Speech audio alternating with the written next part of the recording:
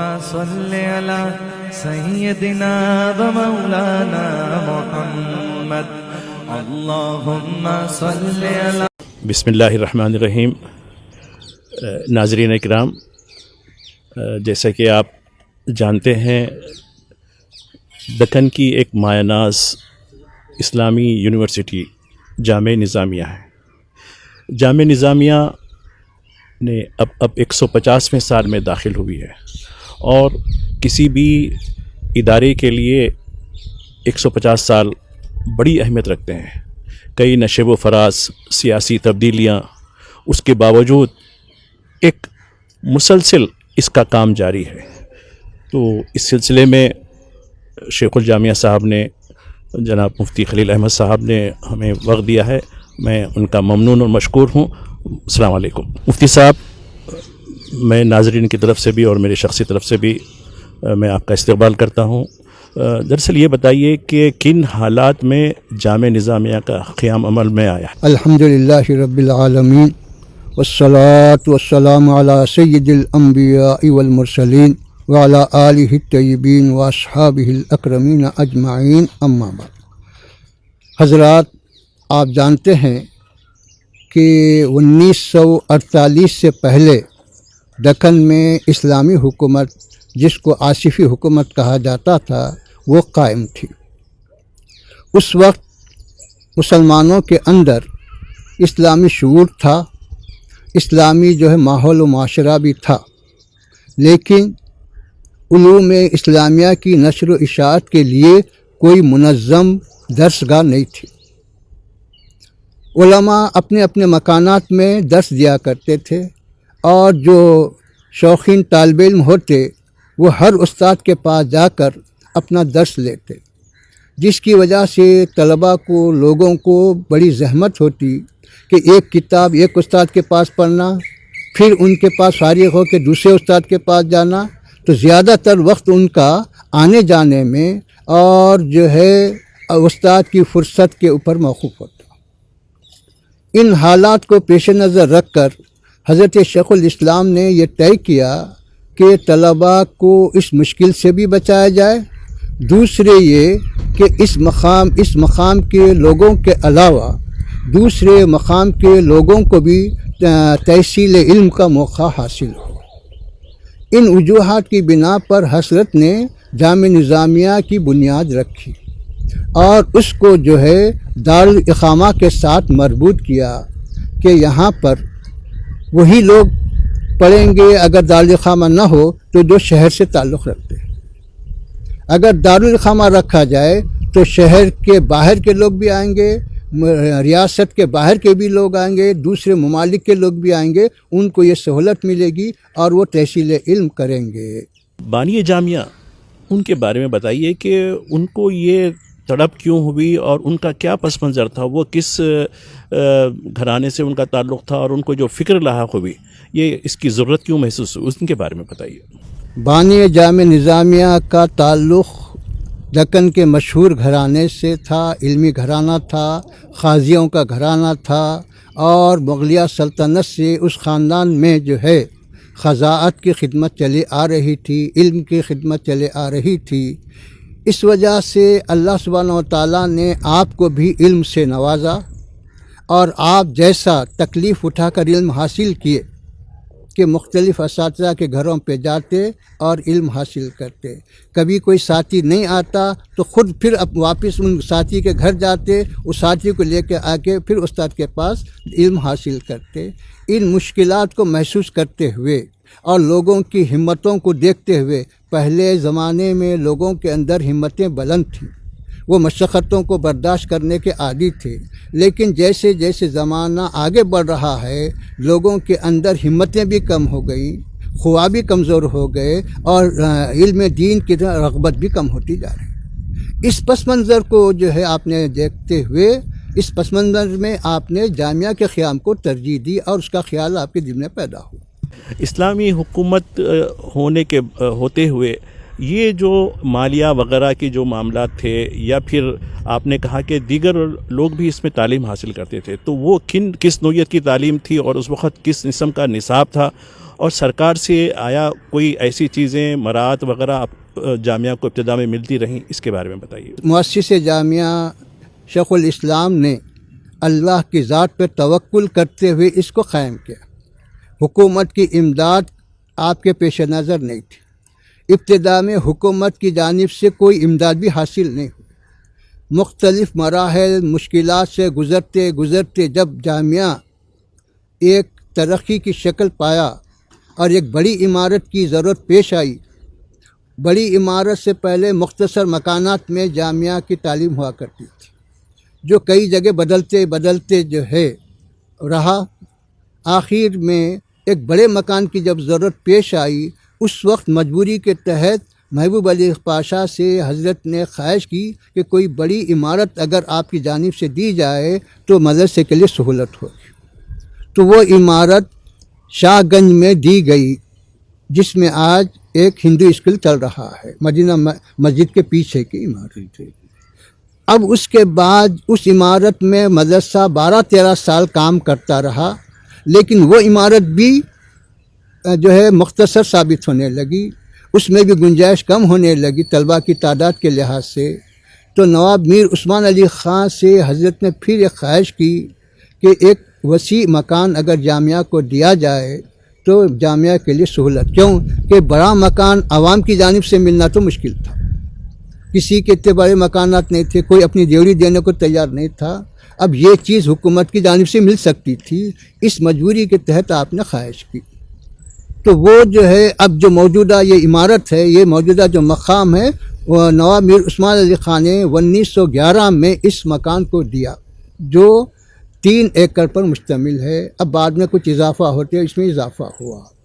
تو یہ حکومت کی جانب سے جو ہے ابتدا میں 500 روپے کی امداد تھی، پھر اس میں کچھ اضافہ ہوتے رہا، لیکن مدرسے کے جو اخراجات تھے، مدرسے کے پورے اخراجات حکومت کی طرف سے برداشت نہیں کیے گئے، کبھی بھی ایسا نہیں ہوا۔ صرف 1948 سے پہلے 3 سال پہلے جب کہ حضرت کا وصال ہو چکا تھا، اس وقت جو ہے یہاں کی کمیٹی نے نواب میر عثمان علی خان سے خواہش کی کہ حالات کے لحاظ سے یہاں کے کام کرنے والوں کو بھی کچھ ملنا چاہیے، آپ کی جانب سے کوئی سہولت ہو تو اچھا ہے۔ تو اس وقت جو ہے ایک زیادہ مقدار میں امداد دی گئی، وہ بھی صرف 3 سال تک رہی بس۔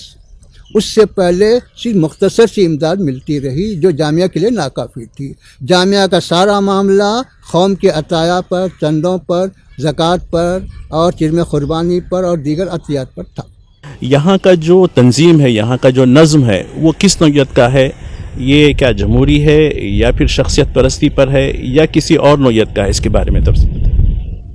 حضرت بانی جامعہ علیہ الرحمہ نے جامعہ کو کسی شخصیت کے حوالے نہیں کیا، اس کو جو جمہوری انداز پر چھوڑ دیا کہ جب تک آپ تھے آپ نگرانی فرماتے رہے، اور عثمان علی خان کو وصیت کرتے گئے کہ تم اس کی دیکھ بھال کرنا۔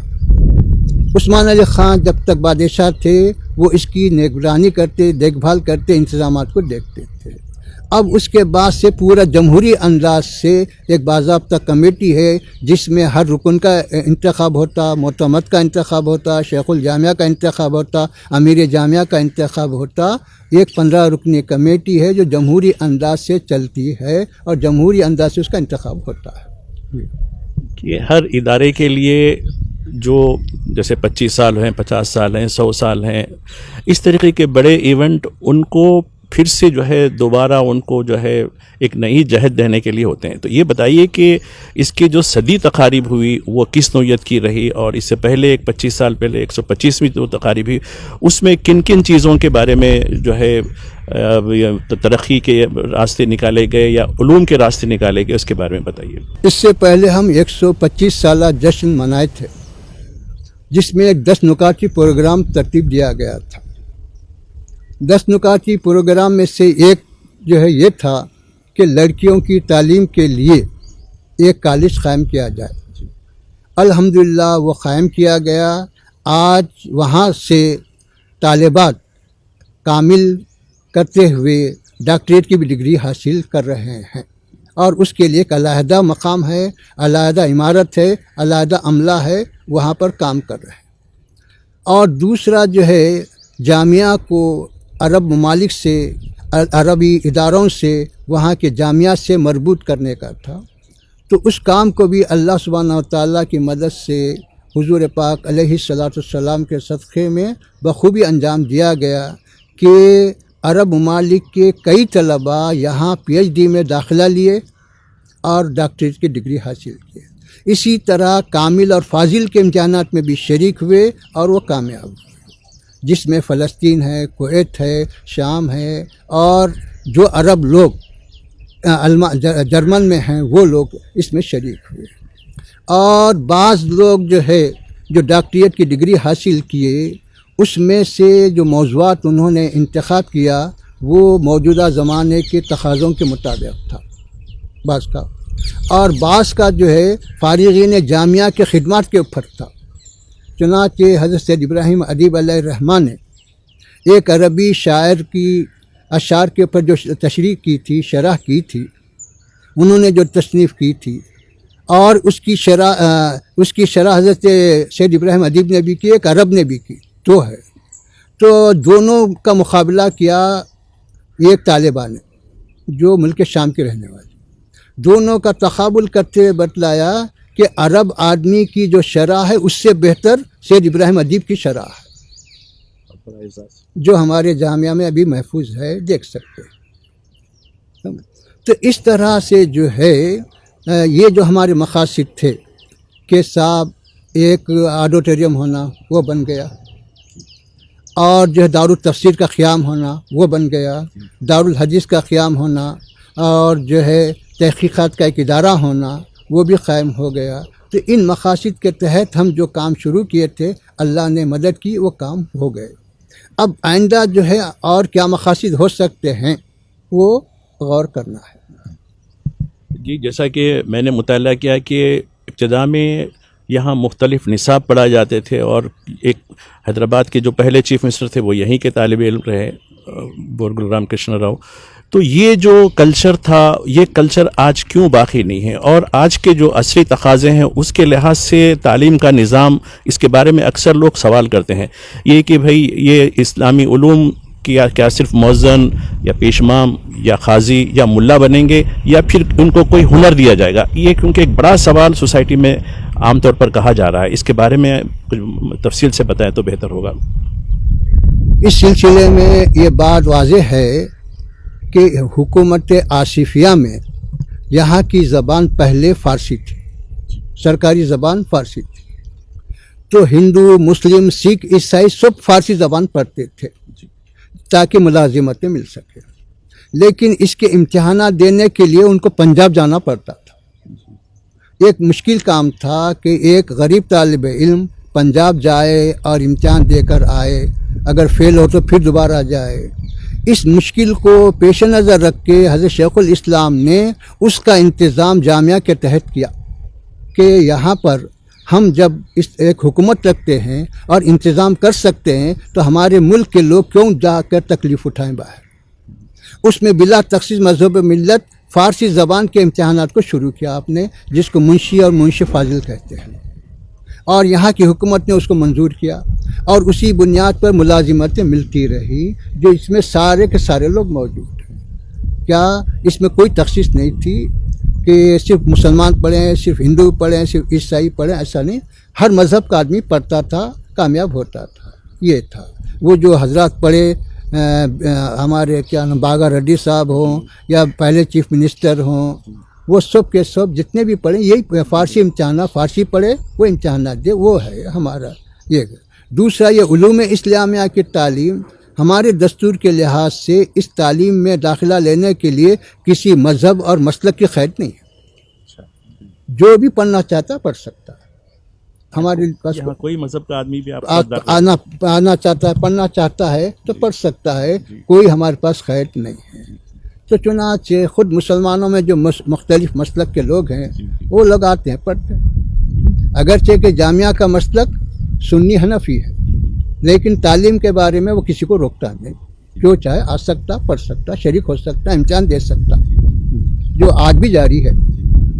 ایک اور چیز پوچھا تھا میں، یہ جو کافی جو ہے آپ اسلامی امور کے بارے میں لوگوں کو تیار کر رہے ہیں، عالم فاضل سب بنا رہے ہیں، ان کو فنی تعلیم سے، ان کو ہنر مندی سے اس کے بارے میں کوئی آپ لوگ فکر رکھتے ہیں یا کوئی منصوبہ رکھتے ہیں؟ ہاں، ہمارے بانی جامع نظامیہ کو بھی یہ خیال تھا کہ علماء کے پاس کوئی ہنر ہو تاکہ وہ اپنی معیشت میں محتاج نہ بنے، لیکن اسباب و حالات کے لحاظ سے موقع نہیں مل سکا اس وقت۔ وہی خیال کمیٹی کو بھی رہا۔ اب ہم نے جو ہے موجودہ حالات کے لحاظ سے کمپیوٹر کی تعلیم، انگریزی تعلیم اور دیگر جو ضروری علوم ہیں ابتدائی، ان کو اپنے نصاب میں شریک کیا، جس کی وجہ سے طالب علم اپنی معیشت کا سامان آپ کر لے سکے۔ یہ چند حالیہ عرصوں میں یہ کام کیا گیا تاکہ معیشت یہاں کے طلباء کی جو ہے کچھ مستحکم ہو اور ان کو فائدہ ہو۔ ایک اور بات یہ بتانی تھی، جیسا کہ آپ نے کہا کہ آصفیہ دور میں نصاب کو مسلمہ حیثیت حاصل تھی، کیا موجودہ حکومت یا متحدہ آندھرا پردیش میں یا تلنگانہ کی حکومت میں ایسا کوئی آپ کو جو ہے مسلمہ حیثیت کا کوئی موقع ہے یا کسی سے الحاق ہے کسی یونیورسٹی سے؟ آصفیہ حکومت ختم ہونے کے بعد جو ہے جو حالات تھے وہ حالات تو اب باقی نہیں رہے۔ اب اس وقت جو ہے مولانا ابوالکلام آزاد بھی آئے اور دیگر اور فخر الدین علی احمد بھی آئے اور ڈاکٹر شیری مالی جو وزیر تعلیم تھے اس وقت انہوں بھی آئے۔ تو ان کے سامنے جب یہ مسئلے رکھے گئے، ان سے گفتگو ہوئی، تو انہوں نے کہا کہ آپ کے ادارے کو حکومت کے کالج کی طرح کالج بنا دیجئے تو ہم گرانٹ دیتے ہیں۔ یہاں کے علماء نے کہا کہ ہم کو ایسی گرانٹ کی، اسی امداد کی ضرورت نہیں ہے کہ جس میں ہمارا تشخص ختم ہو جائے۔ ہمارا تشخص باقی رکھتے ہوئے کچھ مدد کر سکتے ہیں تو کرو، نہیں تو ہم کو اس کی ضرورت نہیں ہے۔ تو چنانچہ اس چیز کو جو ہے مسترد کر دیا گیا، اور جامعہ کے علماء نے، کمیٹی نے اب اللہ کی ذات پہ توکل کرتے ویسے ہی نامساعد حالات ہی میں کام کیا۔ اللہ مدد کی، اب اس کے حالات ذرا ٹھیک ہو گئے، ایک ہے۔ دوسرا جو ہے ہماری سندوں کو جامعہ عثمانیہ مسلم حیثیت قرار دیتی تھی، جو چند سال پہلے اس کو روک دیا گیا۔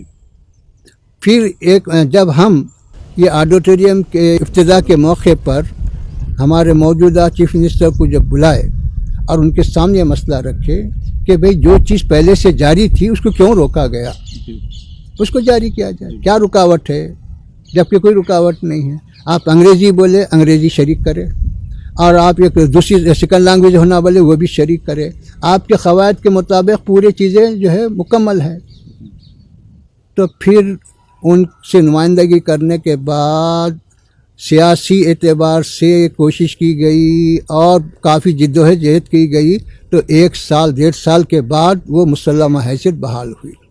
کون سے کورسز کے لیے ہوئی مسلمہ یہ حیثیت؟ ہمارے پاس جو کورسز ہیں، مولوی، عالم، فاضل، کامل، یہ 4 ڈگریاں ہیں۔ یہ 4 ڈگریوں کو مسلم کیا انہوں نے، SSC، انٹر، BA، MA کے برابر۔ یہ بڑی اچھی بات ہے۔ یہ بہت سے لوگ، میں بھی واقف نہیں تھا اس چیزوں سے، گو کہ یقیناً وہ فنکشن میں ضرور آیا تھا، میں اعلان کیا گیا، لیکن ایک بڑی خوشی کی بات ہے۔ یہ بتائیے کہ جامعہ میں کتنے طلباء تعلیم حاصل کر رہے ہیں اور کتنے کالجز یا کتنے چھوٹے جامعات کا الحاق ہے، اور ملک بھر میں یا ملک کے باہر اس کی کیا شاخیں ہیں؟ اس وقت جامعہ کے مختلف علاقوں میں، ہندوستان کے مختلف علاقوں میں، کرناٹک ہے، مہاراشٹرا ہے، اور آپ کے آندھرا ہے اور دیگر علاقے ہیں، اس میں 200 شاخیں ہیں، قریب 200 شاخیں ہیں۔ اور بعض شاخوں میں جو ہے انٹر تک، BA تک تعلیم ہوتی، بعض شاخوں میں جو ہے SSC تک تعلیم ہوتی، ایسا مختلف شاخوں میں مختلف جو ہے ڈگری تک تعلیم ہوتی ہے، اور بعض شاخوں میں اس سے کم بھی تعلیم ہوتی ہے۔ اس طرح سے اب وہاں سب کی اگر تعداد ملا لی جائے تو ہزاروں میں ہو جاتی۔ مگر مرکز کا اگر اعتبار کیا جائے یہاں کا، تو یہاں پر جو ہے 700 800 کے درمیان طلبہ رہتے ہیں، اور طالبات جو ہے 500-600 کے درمیان رہتے ہیں۔ تو طالبات کی تعلیم کا الگ ہے، وہ الگ مقام پہ تعلیم پاتے ہیں یہاں، تو اس طرح سے 1200-1300 طلباء اور طالبات تعلیم پاتے ہیں۔ تو یہ جو آپ مالیے کا جہاں تک معاملہ ہے، اب دیکھیے حالیہ عرصے میں چرم کی جو صورتحال ہو گئی، پھر کرونا کی وجہ سے جو حالات ہو گئے، تو یہ کافی جو آپ کی مالی مشکلات ہوئی ہیں، پھر آپ کی کئی اوقافی جائیدادیں بھی ہیں جس کے کرایہ یہ بتایا جاتا ہے جہاں تک میری معلومات ہے کہ بہت ہی کم اور مارکیٹ ویلیو سے بھی کم ہے۔ تو ان حالات میں جو مالیہ کا جو نظم ہے وہ کس طریقے سے آپ اس کو مینٹین کرتے ہیں؟ مالیے کا جو معاملہ ہے، یقیناً پہلے ہمارے پاس 3 ذرائع بڑے تھے، ایک زکوٰۃ، دوسرے جو ہے چرم قربانی، اور تیسرا جو ہے کرایہ مکانات۔ چرم قربانی کا معاملہ تو اب بالکل کل عدم ہو گیا ہے، نہیں کے برابر ہوگا، چنانچہ اس سال تو ہم وصول بھی نہیں کر سکے۔ اب اس کا ازالہ جو ہے کیسا کیا جائے، اس کے لیے ہم منصوبے بنا رہے ہیں کہ ہماری جو عمارتیں ہیں ان کو جو ہے جدید انداز سے اور مارکیٹ کے لحاظ سے ان کی تعمیر کی جائے، دکانات قائم کیے جائیں، تاکہ اس سے ہماری آمدنی میں جو کمی واقع ہو رہی ہے اس کا ازالہ ہو۔ تو چنانچہ عثمان گنج میں کام شروع ہو چکا، اور دیگر مقامات پر بھی جہاں جہاں ہمارے مکانات ہیں اس کے بارے میں بھی یہی پروگرام ہے۔ مغل پورے میں بھی یہ کام چل رہا ہے، عثمان گنج میں بھی چل رہا ہے۔ اب آہستہ آہستہ اس کام کو ہم آگے، کیونکہ ایک ساتھ تو پورا نہیں کر سکتے، آہستہ آہستہ اس کو ہم آگے بڑھا رہے ہیں، اور اللہ سبحانہ و تعالیٰ نے اس کمی سے پہلے ہی گن فاؤنڈری پر جو کامپلیکس ہے اس سے ہماری مدد فرمائے کہ ادھر یہ کم ہوا اور ادھر وہ شروع ہوا، اس سے بڑی مدد ملی ہمارے کو، جو مالی میں کمی ہو رہی تھی اس سے ایک مدد ملی۔ ابھی آپ نے ایک شاہگنج کے اسکول کا بتایا کہ وہ آپ ابھی بھی آپ کے تحویل میں ہے یا پھر تنازع میں ہے؟ وہ مکان جو ہے عدالت میں جو ہے چل رہا ہے، عدالت میں ہمارے موافق فیصلہ ہو چکا، لیکن اب یہ آج کل کے جیسے قانونی پیچیدگیاں ہیں، اپیل میں ڈال کے رکھے ہوئے۔ اب وہ اپیل کب ختم ہوتی، وہ کیا ہوتا، وہ اللہ کو معلوم۔ ہم تو توقع رکھیں گے کہ خیر جب فیصلہ ہو چکا۔ ایک چیز آپ نے علمی تحقیق کے بارے میں بھی کہا، تو مجھے 2 سوال میں اور کرنا چاہوں گا۔ ایک تو یہ کہ کون کون سی عالمی یونیورسٹیز کے ساتھ آپ کے معاہدات اور MOUs ہوتے ہیں، وہ نمبر 1۔ نمبر 2، آپ کی جو لائبریری ہے اس لائبریری کے بارے میں بتائیے کہ اس میں ایسے کیسے علمی خزانے اور اہم شے پارے ہیں جو عام طور پر جو ہے وہ آپ کے طلباء کے لیے ہو یا پھر عام بیرونی لوگوں کے لیے بھی کیا اس کو سہولت دی جاتی ہے؟ ہمارا رابطہ دنیا کی مختلف یونیورسٹیوں سے علمی اعتبار سے، یہ نہیں کہ ہم اس سے الحاق ہیں، نہیں، کسی دنیا کی یونیورسٹی سے ہمارا الحاق نہیں ہے، بس علمی اعتبار سے جو ہو سکتا ہے وہ تعلق ان کا، ہر یونیورسٹی کا دوسری یونیورسٹی سے جو تعلق ہوتا ہے ویسا ہی ہمارا بھی تعلق ہے، خواہ وہ مصر کی یونیورسٹی ہو، خواہ کویت کی ہو، یا کوئی اور دوسرے ممالک کی۔ یہ ہے۔ اب رہا دوسرا سوال جو کتب خانے سے متعلق ہے، ہمارے کتب خانے میں سب سے زیادہ اہم چیز مخطوطات ہے۔ مطبوعات تو خیر ہیں کہ مطبوعات میں کوئی 100 سال کی، کوئی 200 سال کی بھی کتابیں ہیں، الگ ہیں، لیکن اہمیت زیادہ مخطوطات کی۔ مخطوطات میں جو ہے تفسیر، حدیث، فقہ، اردو، فارسی، سب مخطوطات ہیں۔ تو ان مخطوطات کی اہمیت تو خیر یہ ہے کہ ایک مخطوطہ ہمارے پاس ایسا ہے جو 700 سال پرانا ہے، تو وہ 700 سال پرانا لکھا ہوا ہے۔ اب 700 سال تو جامعہ کو نہیں ہوئے، لیکن حاصل کیا جانا، بانی جامعہ نے اس کو حاصل کیا، تو وہ ہے قراءت و تجوید کے اوپر۔ تو اس طرح سے کوئی 400 سال کا مخطوطہ ہے، کوئی جو ہے 300 سال کا ہے، کوئی 200 سال کا ہے۔ اس کو جو ہے جتنے ریسرچ اسکالر ہیں وہ آتے ہیں اور اپنے یونیورسٹی کا لیٹر لے کر آتے ہیں، تو ان کو ہم پورا موقع دیتے ہیں تحقیق کا اور اس سے استفادے کا۔ کتنی کتابیں ہوں گی اندازہ؟ 2000 سے زیادہ مخطوطہ۔ یہ بتائیے کہ اسلامی علوم وغیرہ کے بارے میں تو آپ کی کتابیں ہیں، کیا غیر دیگر مذاہب کے بارے میں بھی کوئی کتابیں آپ کے پاس ہیں؟ اب فارسی میں ہے مہا بھارت، فارسی میں ہے، اچھا جی جی پورا ترجمہ ہے فارسی، جی جی بڑی اچھی مخطوطہ ہے ہمارے پاس جی جی یہ ہو۔ اور ایسے کئی ہیں کتابیں، اردو شعر و شاعری ہے، اس کا مذہب سے کوئی تعلق نہیں ہے، لیکن ہے پورے ہمارے کتب خانے میں جو ہے ہندو مسلم کی کوئی تفریق نہیں ہے۔ وہ آصفیہ کی حکومت آصفیہ کے دبستان آصفیہ وہ ہندو کی لکھی ہوئی ہے، غیر مسلم کی لکھی ہوئی ہے۔ ہماری کتاب کتب خانے موجود ہے، کتاب اردو میں ہے۔ نہیں، یہ بڑی اچھی بات ہے کہ اسلامی یونیورسٹی ہے، لیکن اس کا پورا کانسیپٹ، اس کا نظریہ سیکولرزم پر ہے۔ اور دیکھیے آپ کی لائبریری میں جو مہابھارت، فارسی میں مہابھارت، یہ بڑی بات ہے۔